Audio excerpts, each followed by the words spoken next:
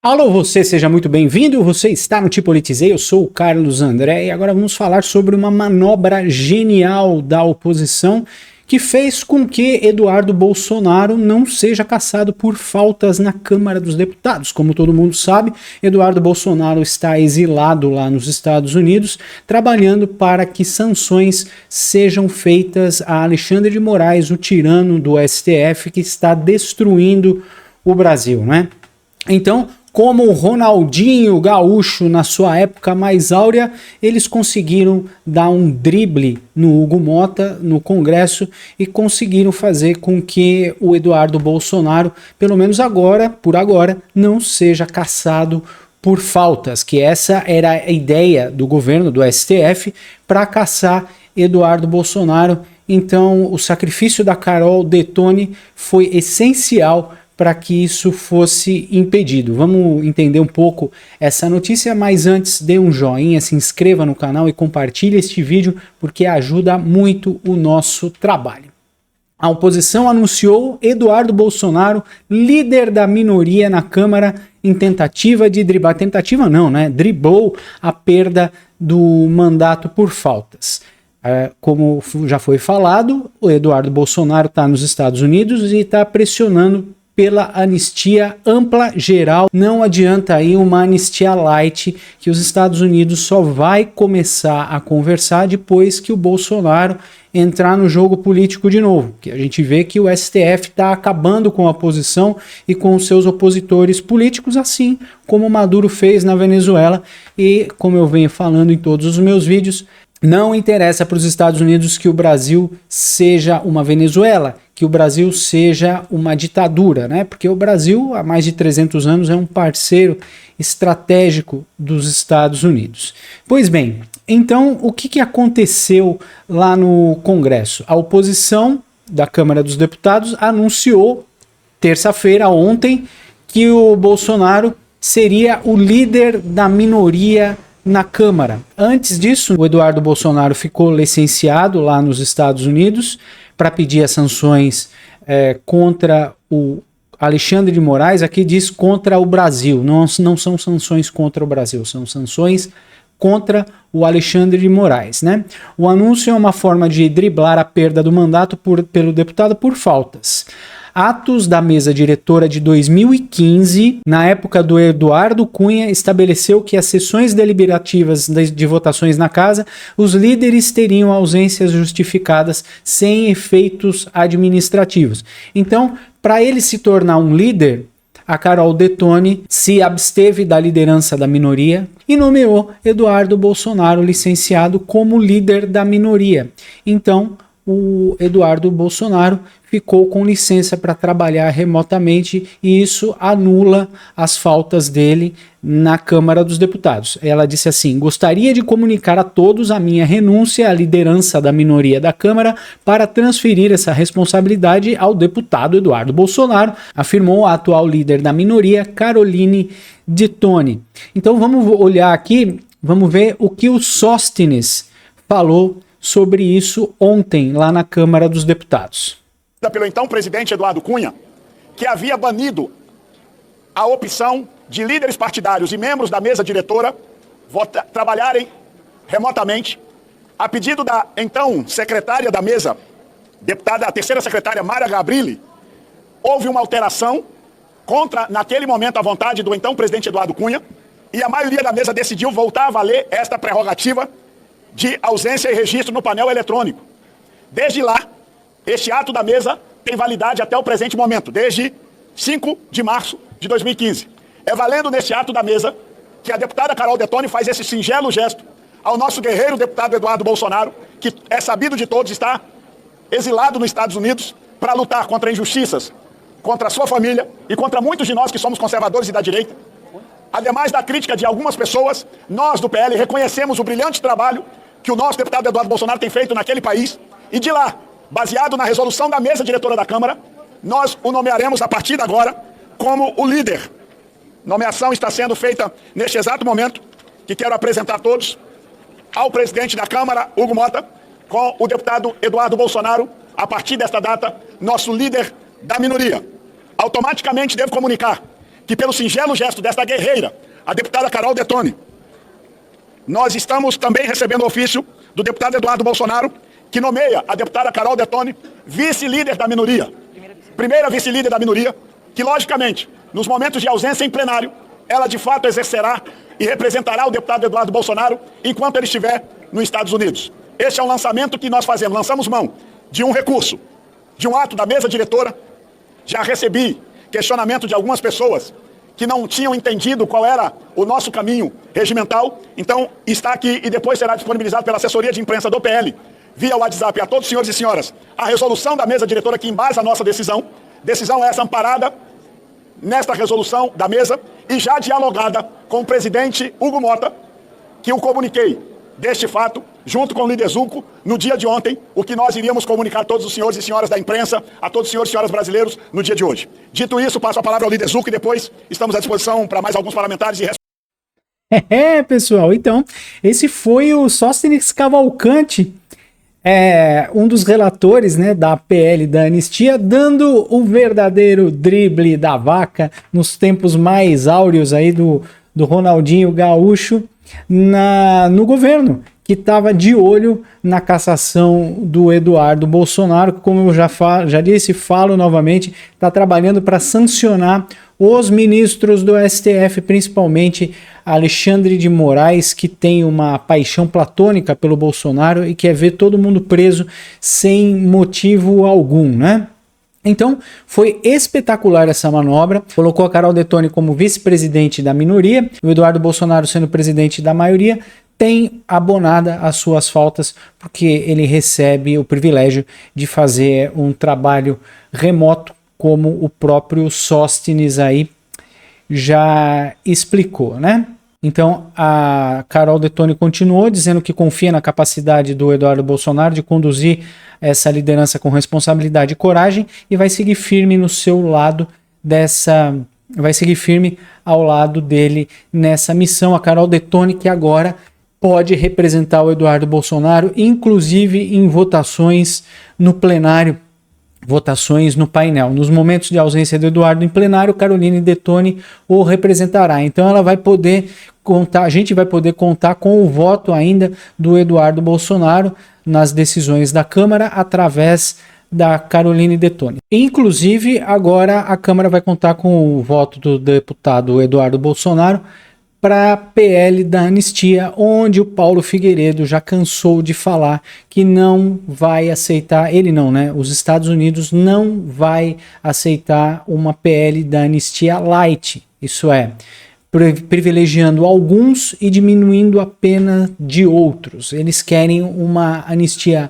ampla, total e irrestrita. Então, não há negociação para o governo dos Estados Unidos, porque para o governo dos Estados Unidos isso seria a destruição da oposição aqui no Brasil, e o governo americano ameaça de não reconhecer as eleições do ano que vem aqui no Brasil por conta do STF ter sufocado e destruído a oposição, assim como foi feito na Venezuela. Tem um vídeo aqui do Paulo Figueiredo dizendo exatamente isso numa entrevista do Metrópolis, falando e explicando como se precisasse desenhar, né, para repórter, para tonta da repórter, o que ele quis dizer com isso, que os Estados Unidos não vai aceitar um plano de anistia light. Nós temos que decidir entre o quê? O que nós temos que decidir? O que ele diz aí? Nós temos que decidir entre o quê? Barrar o STF, salvar o Brasil. E o que o pai estava disposto a ouvir era a respeito de uma anistia light. Exatamente, da anistia light. Então é o oposto, na verdade, do que você está dizendo, né? O que estava acontecendo era o pai disposto a uma anistia light e o Eduardo dizendo não, nós não podemos aceitar uma anistia light, nós precisamos utilizar essa oportunidade para salvar o Brasil e parar o STF.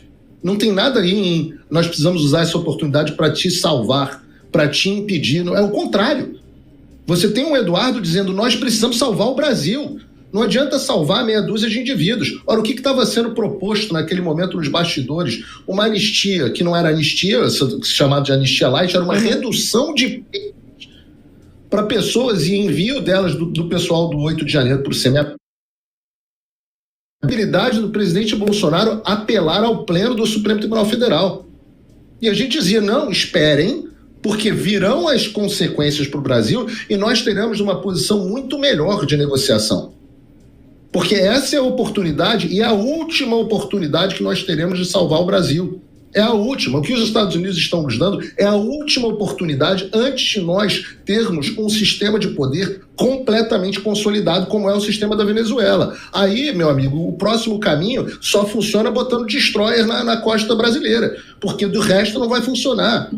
E é isso que nós estamos vivendo. Nós estamos vivendo um Congresso que é chantageado, onde nós estamos vendo um presidente de partido sendo chantageado, nós temos o maior líder popular brasileiro preso dentro de casa, nós temos uma população que tem medo de falar na internet, jornalistas acuados, e ainda tem gente discutindo se é relevante ou não fazer uma anistia. Eu falo, meu Deus do céu, vocês acham o quê? Que vai todo mundo, o próprio sistema financeiro, nós temos hoje a elite financeira tomada de refém por um ministro comunista do Supremo Tribunal Federal.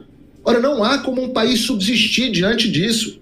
Debaixo disso, não tem como. Então, só faltou o Paulo Figueiredo desenhar, né, para o pessoal que os Estados Unidos que não vai aceitar nenhum tipo de anistia light, como redução de penas, e ainda deixando o Bolsonaro fora das eleições. E o pior de tudo não foi isso, né? O melhor de tudo, na verdade, foi a mulher com o pescoço mais longo que se tem notícia, né? Como falou o Oi Luiz, a Mia Khalifa do jornalismo, dando pulinhos histéricos, né?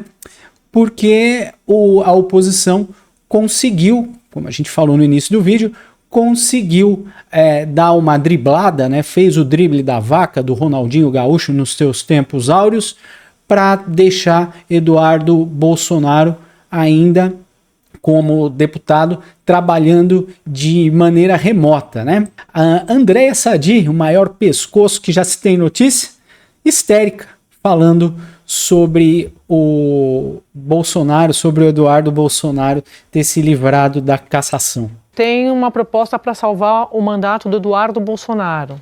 Eduardo Bolsonaro, que está nos Estados Unidos, um dos filhos do ex-presidente Bolsonaro. Ele está lá, acabou a licença dele e agora as faltas estão correndo na Câmara. Qual que é a proposta do PL? Salvar o mandato do Eduardo Bolsonaro, usando um precedente que foi aberto na gestão de Eduardo Cunha, isentando líderes partidários do registro de presença. Um precedente de 2015. Vou mostrar para vocês, desde cedinho a gente está às voltas aqui com esse texto.